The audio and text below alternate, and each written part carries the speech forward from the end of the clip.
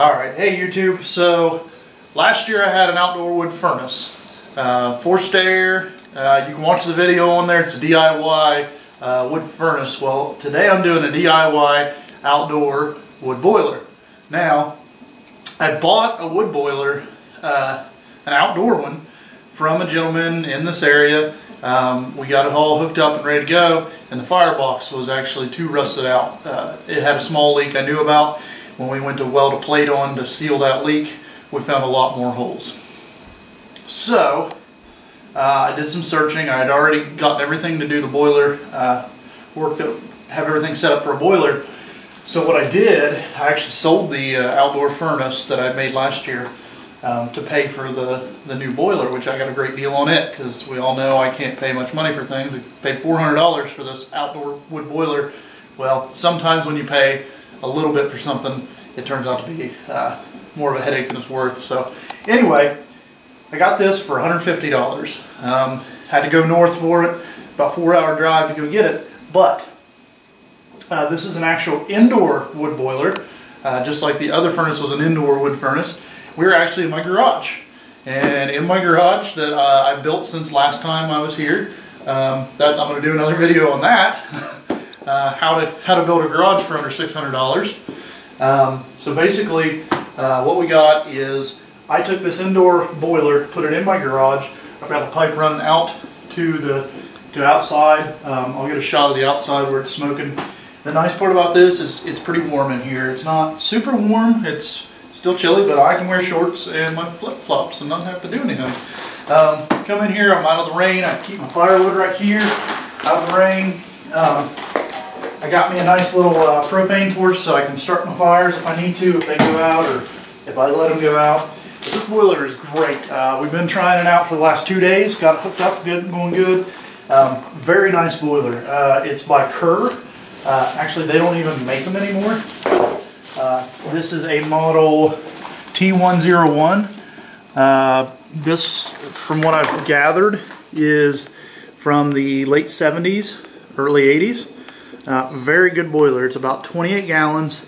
I've got the water lines hooked up here, and if you look here, I've got my water that comes in, so I can fill up. I can add water to it if I need to. Add some water to the line. Shut that off anytime. So, because sometimes you get a little bit of evaporation, so you got to add water to it. I've got my input line and my output line right there. I've got a pump. That pump's constantly running the water out to my heat exchanger. I'll show you the heat exchanger here in a minute.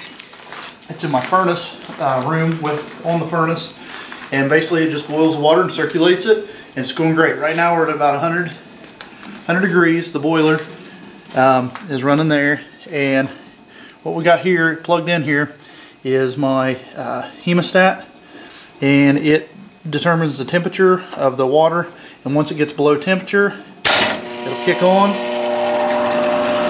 it'll open this little door, and then the blower will start blowing air through here. And inside is my firebox. And right now I don't have a huge fire going, but it's enough that I'm at 100 degrees boiling temperature. What I figured out is really that's a good temperature I need to be right now. Last night we had it about 77 degrees in the house. So I woke up this morning at 78 degrees in the house just from this. I'm not running any type of thermostat or anything like that on it. This unit, what I'm doing is I just got it going to the heat exchanger, and then I've got it going to, I've just got the fan running on my furnace circulating the hot air. So, the kind of burn times I'm getting with this is roughly about 5 to 8 hours depending. Depends on how I set it, how hot I want the water to be, all that. But so far, a very good unit. Today, it's been about, it averaged around 45 degrees most of the day. And